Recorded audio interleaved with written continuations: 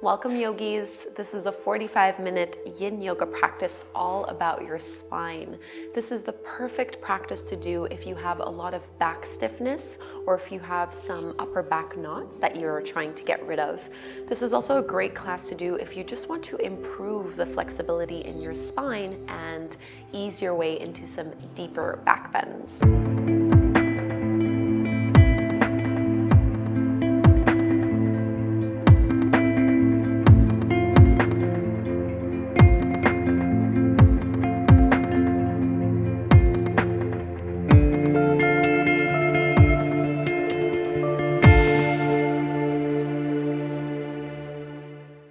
So all that you're going to need for this practice is either one block, like what I have here. If you don't happen to have a block on hand, you can just grab a bolster or a couch cushion or a pillow. Any of those items will do the trick. We're going to begin in one of my favorite poses, which is puppy pose. So starting on hands and knees, you'll want to bring your palms under your shoulders with the fingertips spreading wide and your knees underneath your hips. So what's important here is that you keep your hips directly over the knees. Don't let them sink back down like they would in child's pose. So this doesn't change. The only thing that's going to change is that you're going to walk your hands forward so that the chest and the forehead melt down to the floor. Now maybe the forehead will be able to rest on the mat. However, if your upper back and your shoulders are really tight, you might be up a little higher. If that's the case, you're going to grab either your block, your cushion, your pillow, whatever you have at home with you, and you can just place that underneath the forehead so you have a little bit more support. We really want to make sure that our neck is not working here. So walking the hands forward, keeping the arms nice and long. Keep your hips stacked directly over the knees and melt the chest down to the floor. Feel the shoulder blades draw down the back. Lightly pull the lower belly into the low back. And really breathe into the space you're creating. Through the chest, into the shoulders and armpits, in between the shoulder blades. So that when you inhale, you feel your rib cage expand from front to back and side to side.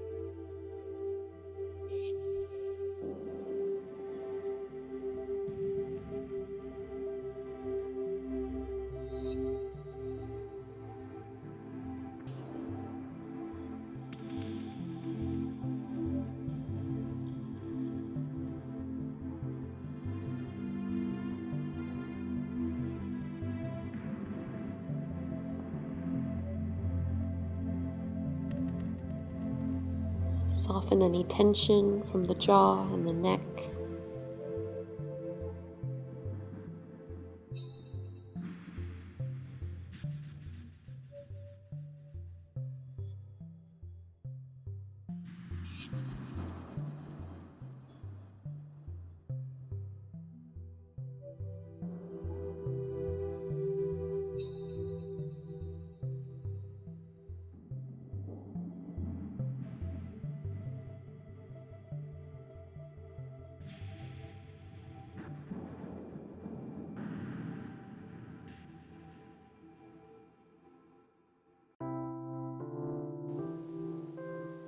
So I'll give you the option of staying exactly as you are. We're about halfway through the pose. If you wanted to take this a little bit further, you can press your palms together, bend the elbows, and bring your fingers to rest toward the back of the neck and the back of the head. So you should feel this a little bit more into the triceps, a little bit more into the shoulders, and a little bit more through the upper back. This is one of my favorite poses to do to get into deeper back bends.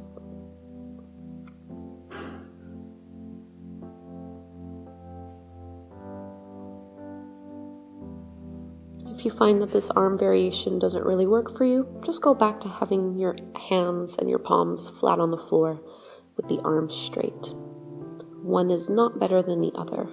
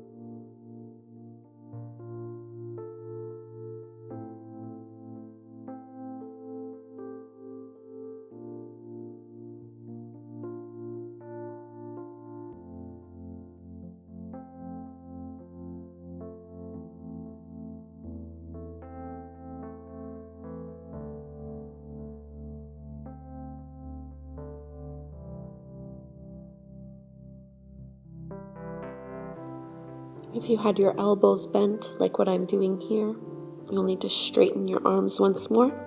And we're just going to lower on our belly for Sphinx pose. So you can slide and make your way forward. And you'll want to readjust yourself so that the forearms are flat on the ground. Elbows and palms about shoulder width distance apart or so, maybe even a little bit wider. And point the toes back so you can press a little bit through the feet to lift the chin and lift the chest up. Really press your shoulders back.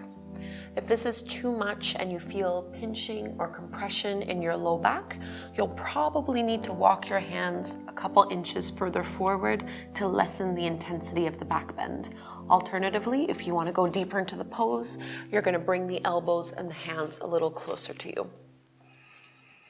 And I like to keep the chin parallel to the floor. But if you'd like, you can always drop the chin to the chest and let the head hang heavy. Just make sure you're still creating space through the collarbones and at the front of the chest. Think of pulling and pressing the fingers into the ground to reach the heart forward. So this is less about height and more about length.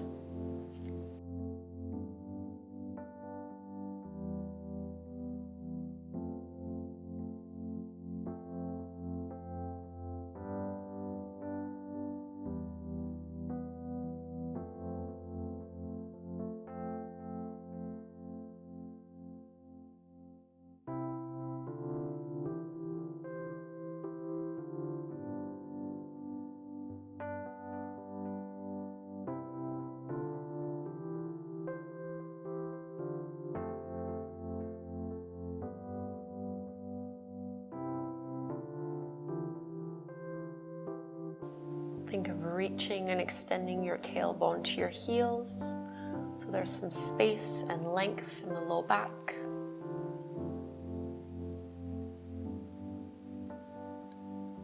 Although it's normal to feel a little bit of compression here, we want to avoid pinching and definitely avoid pain.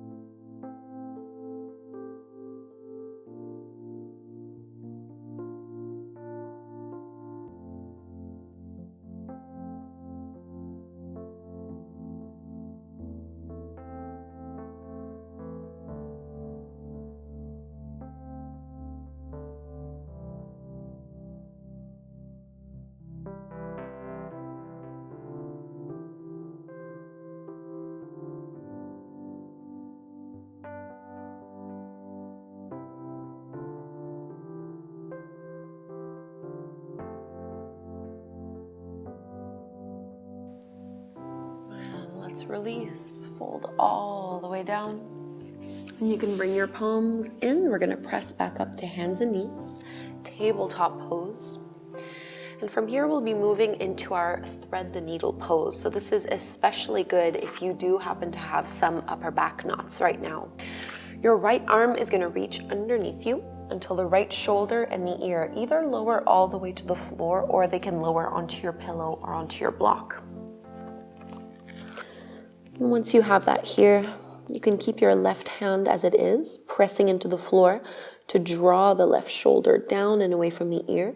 Or you can bring your left hand to rest to your low back, reaching for that inner right thigh crease. Just feel that left shoulder press back. Relax your neck, let your head be heavy here. And sometimes in this pose, our hips will lean over to the right a little bit. Try to keep your hips directly stacked over your knees. So this is really a twist for the upper body and not the lower body.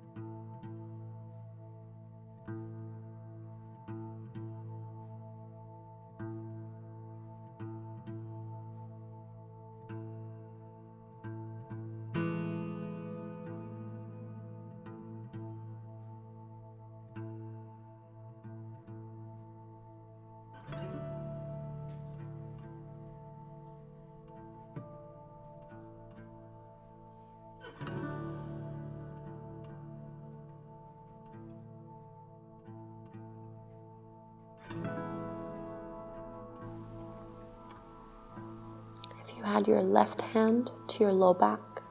You'll need to bring it to the floor again. And just press into that left hand, gently come all the way back up. And before we go and do the other side, let's just take a little round of cat and cow. So as you inhale, drop the belly, lift the gaze, curl tailbone up. And on the exhale, round the spine, chin to chest. And coming back to neutral. So for thread the needle on the other side, this time your left arm will go underneath you and lower the left shoulder and the ear to the floor or to a block. Right hand can stay pressing into the ground.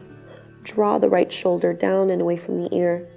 Or if you'd like, just like on the first side, this time your right hand can rest to the low back.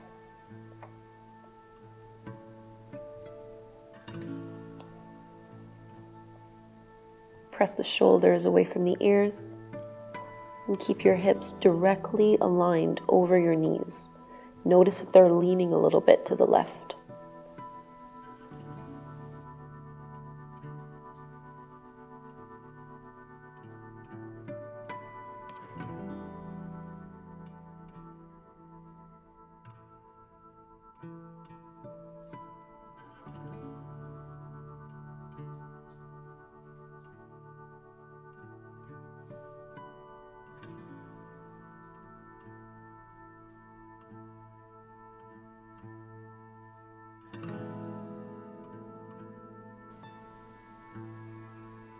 Breathe into your upper back,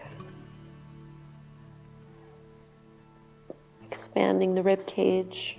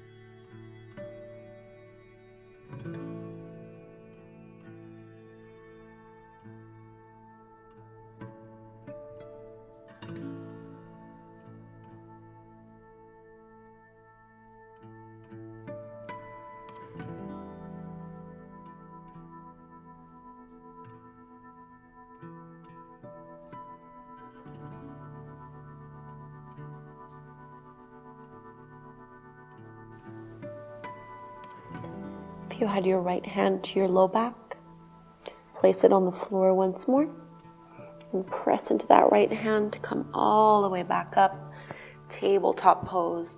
And one last time, let's do our cat and cow.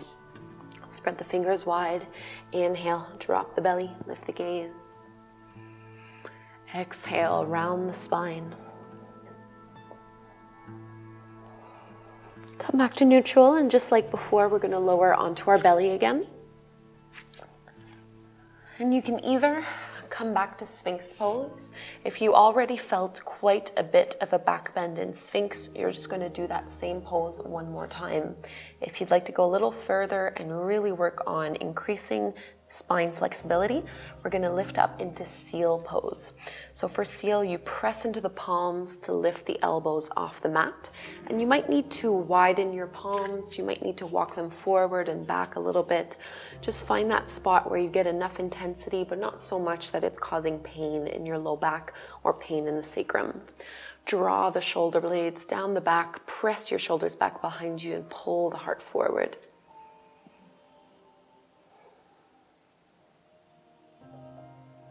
And the wider you have your ankles, the easier this will be on your low back.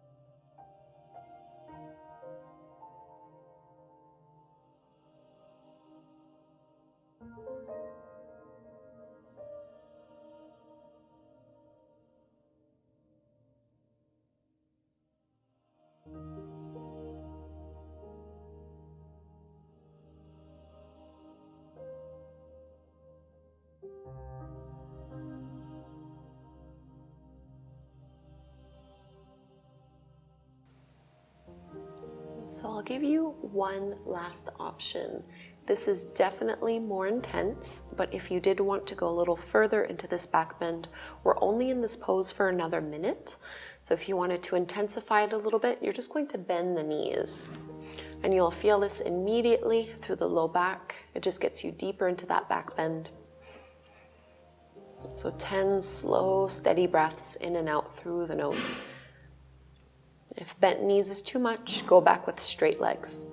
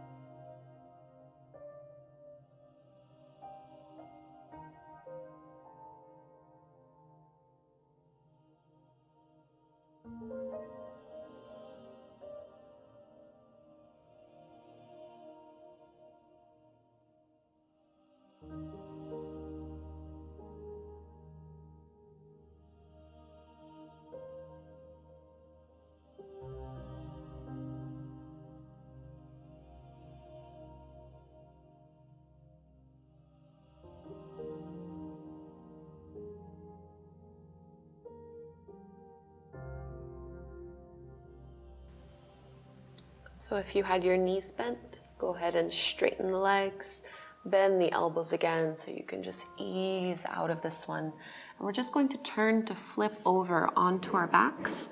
Have your block or your bolster somewhere close within grabbing distance. We will be using it.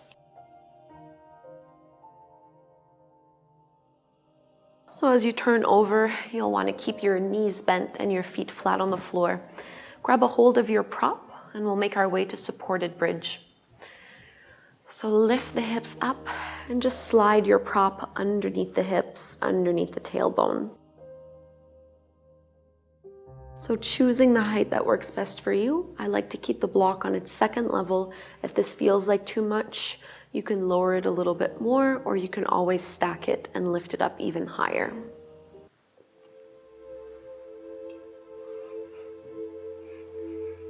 And the arms can either stay by your side or rest on your belly.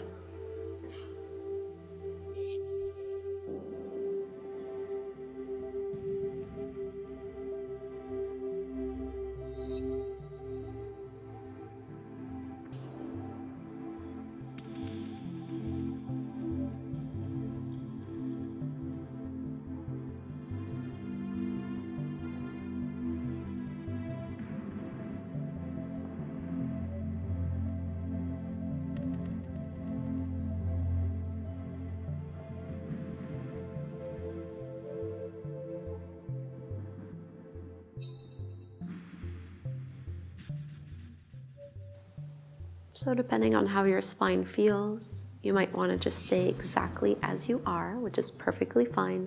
I'll just give you an option if you'd like to go a little deeper into this pose. You can straighten the legs. And just like in seal, when we were bending the knees, you will know right away if this is not appropriate for you. If it feels like pinching, jamming, or pain in your low back, you know that you've gone too far and you'd be better off with your knees bent and feet flat on the floor. Otherwise, you can just keep the legs out in front of you, resting the heels on the ground and letting the feet just drop open. Letting the arms rest wherever is comfortable. And breathing down into the belly and low back.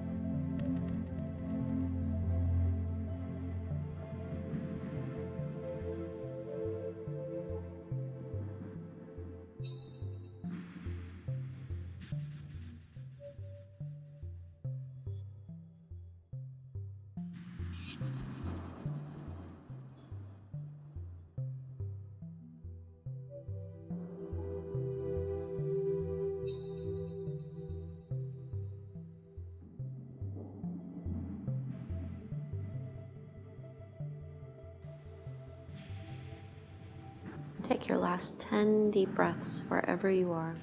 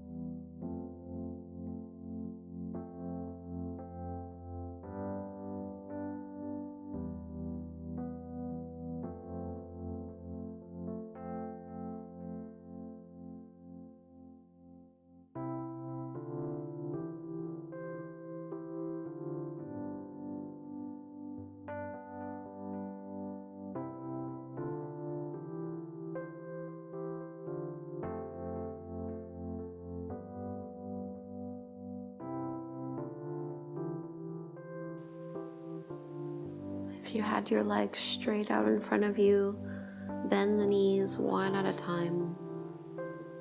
And we're going to lower off of the prop.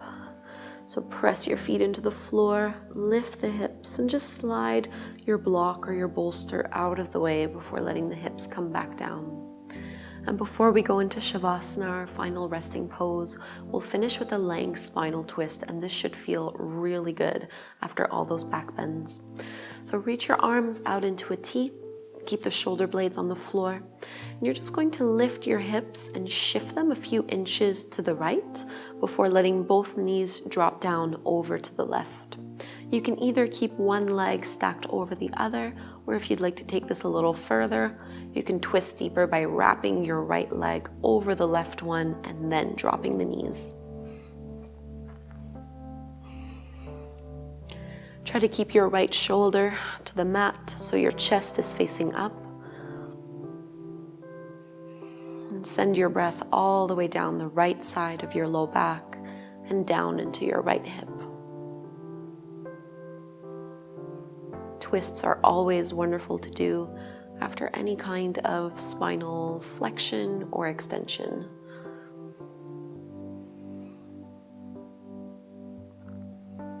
And if you happen to suffer from low back pain, or if you sit at a desk a lot, these twists will also be really beneficial.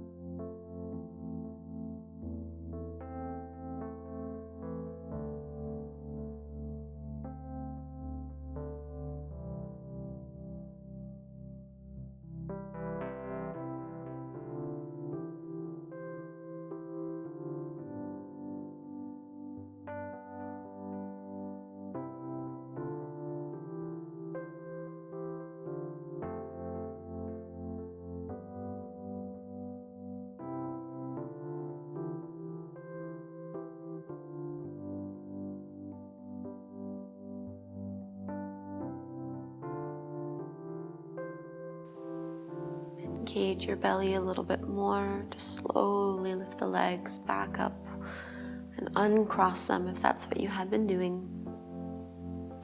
And we'll ease our way to twist on the other side. So this time your hips will need to shift to the left a little bit so that your knees and your thighs can drop down to the right. Either just keep one leg stacked over the other or twist a little deeper by wrapping your left leg over the right one and try to keep your left shoulder blade pressing into the floor. So really the collarbones are facing up and you're twisting from the mid to low back down into the hips.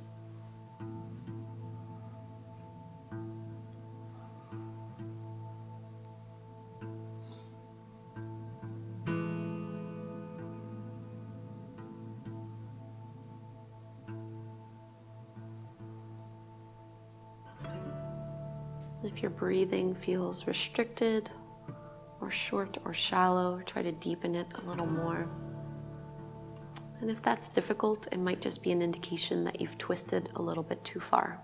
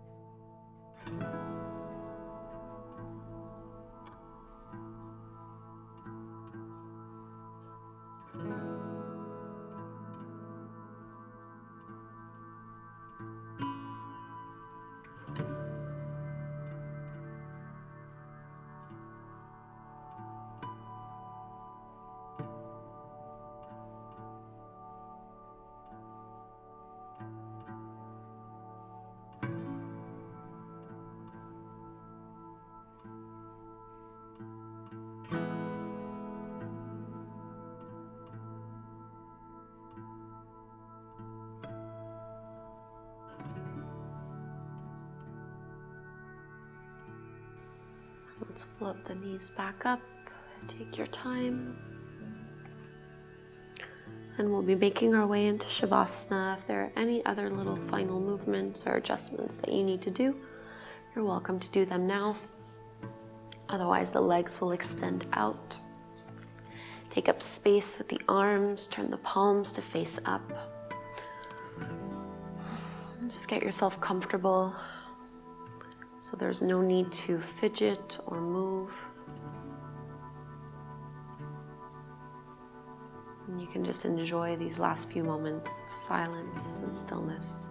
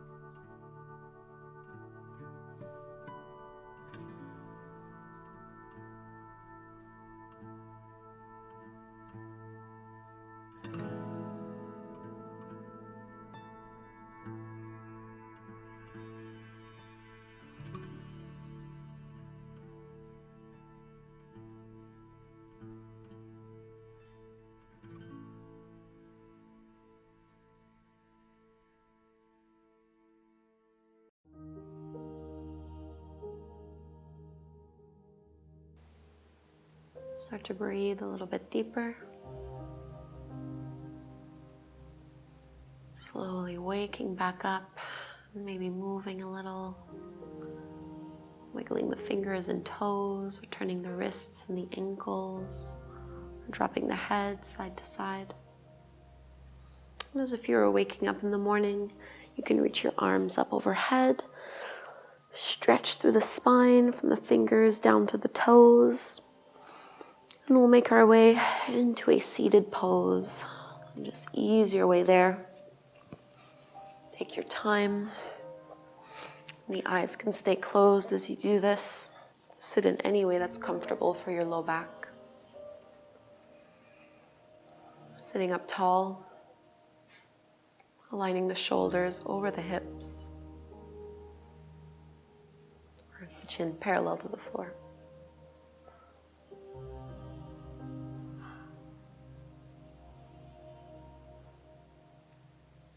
Hands can stay on the knees, or the palms can join together at the front of the heart.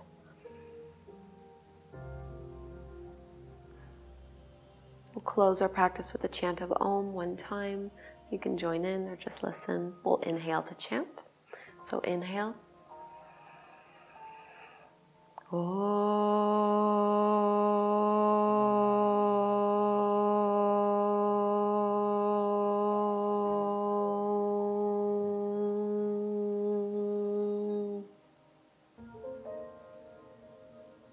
Namaste. Thanks so much, guys, for doing this 45-minute practice with me. I hope your spine feels a lot more flexible than it did before you started this class, and I hope that you will practice again with me soon.